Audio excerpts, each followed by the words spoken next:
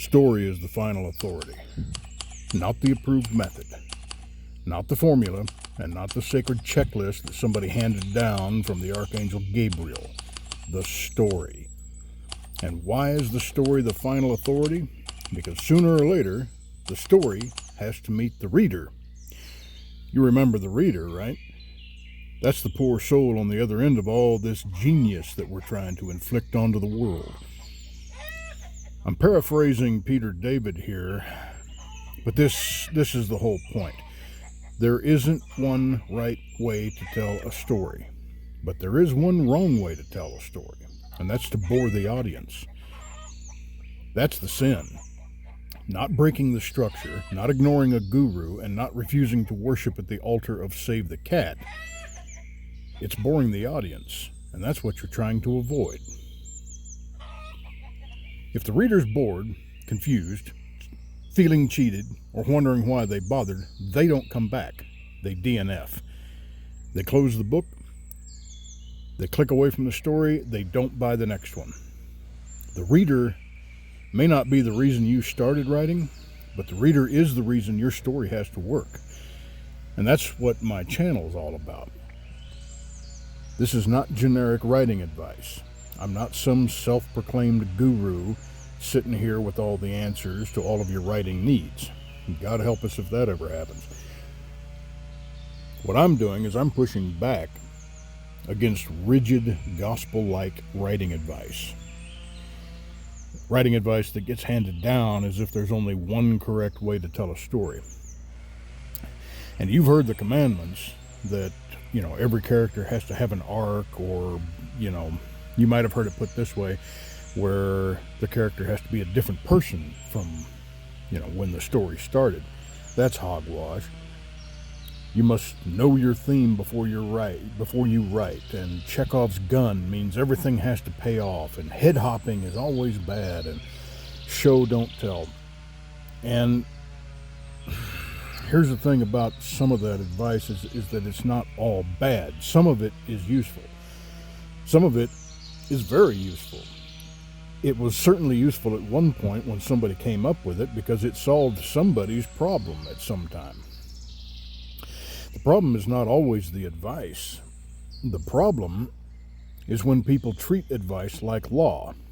Writing advice starts as a tool, and then somebody teaches it like it's a rule, and then somebody else repeats it like it's doctrine, and before long, you feel like if you don't follow it, you have committed some unforgivable storytelling sin, and your eternal soul is now in danger of being hurled into writer's hell. Rest easy, there is no writer's hell. Well, unless you count revising your chapter for the 17th time, or getting caught in an endless world-building singularity for a couple of decades, that might qualify, but there is no one approved path. I'm not offering you a formula, because there isn't one. I'm not here to validate or discredit Save the Cat, 3-act structure, theme-first writing, discovery writing, outlining, pantsing, or any other method that you may have come across. Those things are tools. Advice is a tool. If it helps you tell a story, use it. If it gets in your way, chuck it into the weeds and move on. A lot of authors and gurus will tell you their method is the way, but what they really found is a way that works for them. Because it works for them, they start thinking that it must be universal, that it must apply to every writer and every story and every process and every brain. No. Every storyteller has to find what works for them. That means you can try advice, you can test it, you can borrow it, you can use it for one story and throw it away for the next. And if some piece of advice does not work for you, that does not mean you are doing the writing wrong. It means that you found something that doesn't work for you, and that is allowed. Give yourself permission to use what works and toss what don't. And that includes my advice. I'm not here to replace their gospel with my own. I'm not giving you a new set of rules to abide by. I'm here to rebel against the holy order of writing gurus, taking advice that I've heard, turning it over, poking it with a stick, and asking one question: does this actually help the story? Because the story is the authority, and the story is the authority because the reader is waiting on the other end.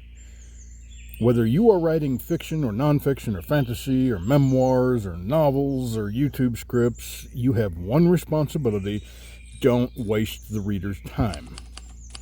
You must learn your way of telling stories. Use the tools that help, throw away the tools that don't.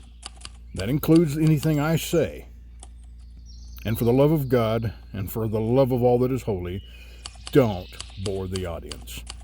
That's what my channel's all about. Thank you for listening. Have a good one.